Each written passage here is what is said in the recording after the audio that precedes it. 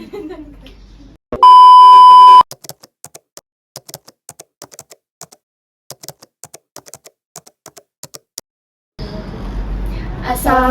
warahmatullahi wabarakatuh.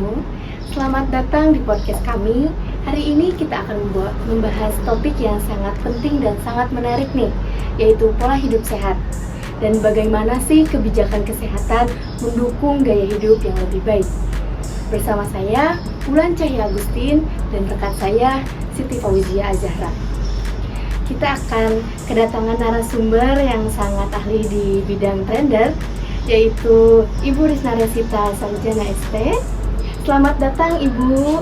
Ya, saya terima kasih sudah mengundang Ibu di sini ya. Seperti yang kita ketahui, sehat itu sangat penting. Nah, bisa Ibu jelaskan secara singkat apa sih yang dimaksud dengan pola hidup sehat dan seberapa penting pola hidup sehat di hidup kita? Oke. Kalau ngobrolin tentang pola hidup ya, pola hidup sehat, berarti kita harus tahu dulu tentang pola hidupnya ya. Nah, pola hidup sendiri adalah gaya hidup yang berulang. Jadi gaya hidup yang kita lakukan secara terus-menerus. Jadi nggak bisa dibilang gaya hidup kalau dilakukan hanya sehari dua hari gitu. Makanya harus dilakukannya setiap hari. Nah, seperti apa gaya hidupnya? Tentunya gaya hidupnya yang dipenuhi atau memperhatikan aspek-aspek kesehatan gitu kan. Sementara di pola hidup atau gaya hidup itu ada apa aja sih? Salah satunya mungkin ada gaya hidup tentang pengelolaan stres, mengatur pola makan, mengatur pola olahraga gitu, dan termasuk adalah bagaimana kita mengelola teman atau lingkungan yang membersamai kita gitu, karena kita penting banget ya memilih teman, memilih rekan kerja yang istilahnya sefrekuensi, yang bisa bikin kita nyaman. Itu juga salah satu dari rangkaian gaya hidup yang sehat. Nah, kenapa itu bisa menjadi penting? Sangat penting dong, karena ketika kita mengatur pola hidup sehat atau menjalani gaya hidup yang sehat, itu pasti kesehatan secara fisik dan juga mental pasti akan terus ada di dalam diri kita gitu. Nah, menurut Ibu nih, apakah ada hubungan antara pola hidup sehat dengan kesehatan mental? Oh iya, tentu banyak banget kaitannya ya. Karena kalau misalkan kita ambil aja salah satunya nih, kalau misalkan dari pola makan contohnya, kalau misalkan kita memakan makanan yang baik, tentunya nanti akhirnya tubuh kita sehat kan. Nah, si tubuh kita yang sehat itu bikin badan kita menjadi nyaman dan tidak merasakan rasa sakit. Nah, kalau misalkan kita dalam kondisi prima, tentunya mental kita juga akan semakin baik. Kemudian kalau misalkan kita menjaga kehidupan pola hidup di kesehatan seperti rajin olahraga, nah itu juga sangat penting. Karena apa? Saat kita melakukan kardio contohnya ya, seperti Bunda kan senang banget olahraga trampolin ataupun juga olahraga kardio lainnya, itu sangat bagus karena saat kita melakukan olahraga, hormon-hormon baik di dalam tubuh kita itu keluar. Yang keluar itu apa? Bukan hanya keringat, tapi juga hormon baik yang tentunya bikin suasana hati menjadi baik. Nah, saat suasana hati yang kitanya baik, apapun yang terjadi, istilahnya yang masuk ke dalam perasaan kita pasti akan diterimanya menjadi baik. Beda lagi kalau coba kita misalkan lagi mood kita nggak bener nih, mau orang baik sebaik apapun ke kita pasti diterimanya nggak akan baik kan ya. Tapi kalau misalkan suasana hati kita lagi senang, lagi baik, mau orang itu mau mencela, mau orang itu seperti apa, ya kita mah happy, enjoy aja gitu kan. Nah, jadi seperti itulah ya. Belum lagi untuk pola-pola yang lainnya ya, seperti mengatur pola istirahat itu kan kelihatan ya. Kalau misalkan kita yang tidurnya cukup nih, dari jam 9 kita udah tidur, enak dong pas bangun pagi itu ini seger banget, siap banget menerima hari kan. Beda kalau misalkan kita yang begadang, susah tidur, kepikiran banyak hal, pasti pagi-pagi tuh susah bangun.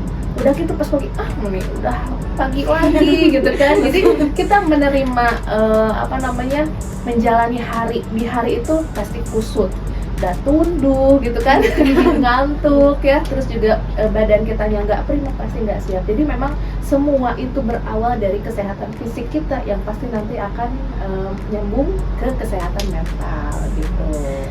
Baik, lalu bagaimana menurut Bunda peran pemerintah dalam mendorong masyarakat untuk hidup sehat dan kebijakan apa saja yang perlu dilakukan pemerintah tersebut? Oke, kalau misalkan tentang kebijakan ya, sebetulnya kalau kebijakan pemerintah itu banyak ya, mungkin beberapa di sini karena kita nggak bisa terlalu banyak yang kita kupas ya, kita ambil aja contohnya kebijakan untuk JKN ya, Jaminan Kesehatan Nasional. Kemudian ada juga Promkes, promosi kesehatan. Nah itu hal yang sudah bagus banget ya dilakukan oleh pemerintah, karena di JKN itu jadi kalau kita misalkan tahunya di BPJS ya, penyelenggaranya kan di BPJS Kesehatan. Nah si BPJS ini jaminan kesehatannya itu kan biasanya kita awalnya konsul di Vaskes pertama ya, fasilitas kesehatan tahap pertama. Contohnya kalau di sini di klinik BTH gitu ya. Nah di sana suka dilakukan loh kayak misalkan penyuluhan bagaimana pencegahan tentang untuk melakukan pola hidup sehat, dicegah untuk biar nggak terjadi penyakit-penyakit yang mungkin nantinya kronis gitu ya. Nah biasanya setiap minggu itu dilakukan, pertama senam bersama gitu kan, kemudian setelah senam nanti ada edukasi kesehatannya juga di sana. Terus juga ada pemeriksaan kesehatan gratis.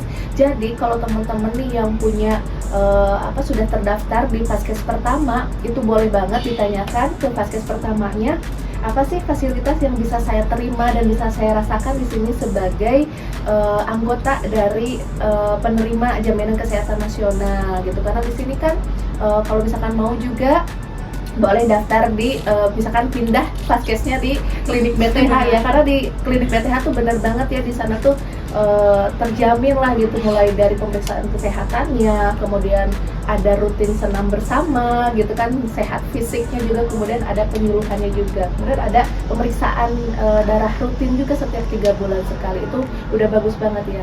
Kemudian juga yang biasanya dilakukan oleh pemerintah itu promosi kesehatan. Nah si Promkes ini biasanya dilakukan oleh Dinas Kesehatan, kemudian juga puskesmas ya yang bekerja sama juga dengan instansi swasta, biasanya melakukan promosi kesehatan, bagaimana pencegahan penyakit yang kronis, terus juga mencegah penyakit yang menular, terus juga bagaimana kita bisa menjaga kesehatan kita agar selalu tampil sehat gitu. Nah boleh tuh guys yang mau pindah ke BTH. Boleh karena sekarang kan sudah ada mobile JKN ya, jadi untuk pindah Vaskes juga tidak akan sulit gitu. Jadi kamu tinggal buka aja mobile JKN-nya, lalu di situ nanti bisa pindahkan fasilitas kesehatan pertamanya, tingkat pertamanya ke klinik BTH. Nah Bunda, kita kan tahu bahwa pola hidup sehat ini sangat penting di era modern ini. Namun seringkali kita merasa kesulitan untuk menerapkan dalam keseharian. Menurut Bunda, apa saja sih tantangan terbesar yang dihadapi masyarakat dalam menjalani pola hidup sehat? Oke, sebetulnya tantangannya hanya ada satu, mindset. Jadi pola pikir kita balik lagi, pola pikir kita di masyarakat banyak itu biasanya masih berpikir bahwa ngurus pola kesehatan, pola hidup sehat ini mahal gitu ya, susah. Padahal bisa banget dimulai dari hal yang terkecil gitu. Apa? Pertama kita membiasakan cuci tangan gitu kan. Kemudian cara olahraga harus ke sanggar gitu kan, harus bayar, bisa di rumah juga ya, buka YouTube-nya. Kemudian mulai senam, bisa stretching di rumah, bisa juga melakukan olahraga di rumah gitu untuk hal yang kecil. Terus juga bisa berjalan kaki atau keliling-keliling rumah gitu ya. Karena ya udah olahraga mah ada pekerjaan rumah juga sama ngesang gitu ya, berkeringat gitu, udah anggap aja itu nggak bisa sayang ya. Jadi olahraga itu memang harus dinas, kata Sunda namanya, harus benar-benar dijudulin bahwa kita lagi olahraga. Karena apa sih, tubuh kita, otak kita itu merekam, ini mah bukan lagi olahraga, ini mah lagi ngepel.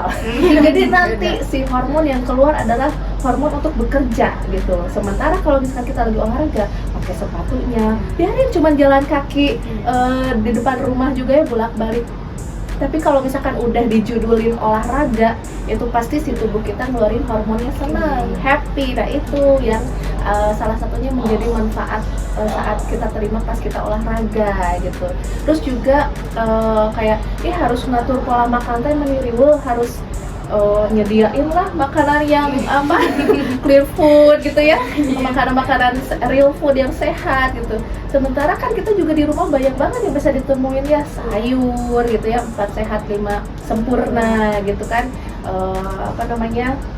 Bisa, yang penting ada seratnya, sayuran, ada buahnya tidak harus meni mahal, jangan harus apa ya, mau pisang, cau muli juga ya bisa, yang penting ada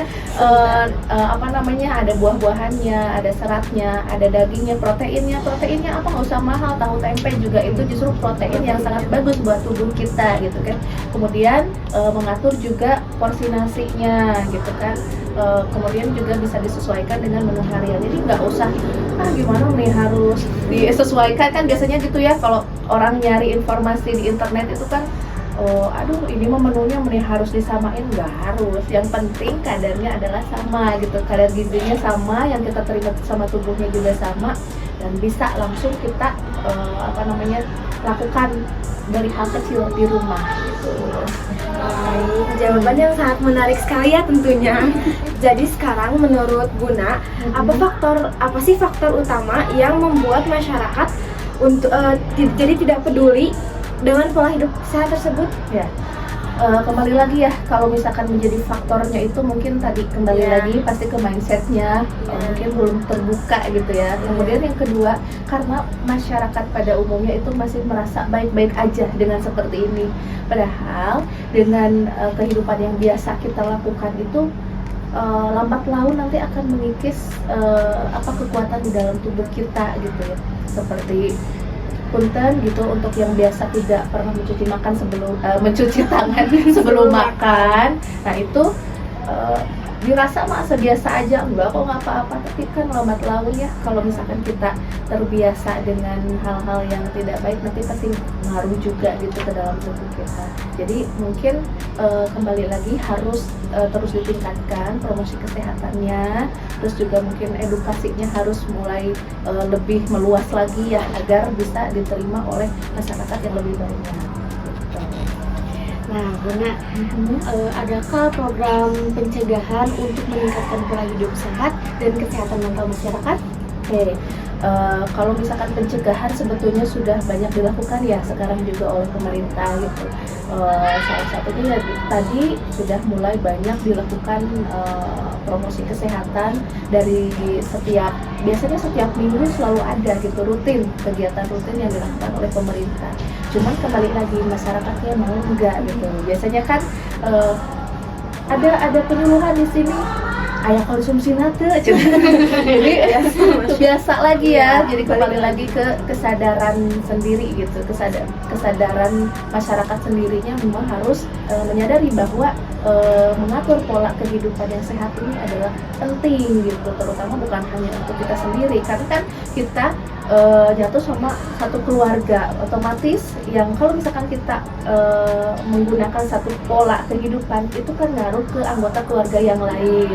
Contohnya saja misalkan Bunda di rumah, kalau misalkan menggunakan pola kehidupan, ayo 1 minggu sekali minimalnya kita harus olahraga, nah itu pasti jadi satu keluarga ngikut gitu. Jadi biasanya gitu ya, jadi ketika kita memiliki satu keluarga, biasanya hal yang kita lakukan itu sangat berpengaruh. Jadi setidaknya edukasi itu memang harus terus dilakukan tanpa henti, karena memang setiap orang kesadarannya itu pasti berbeda-beda untuk menerapkan pola kehidupan yang sehat.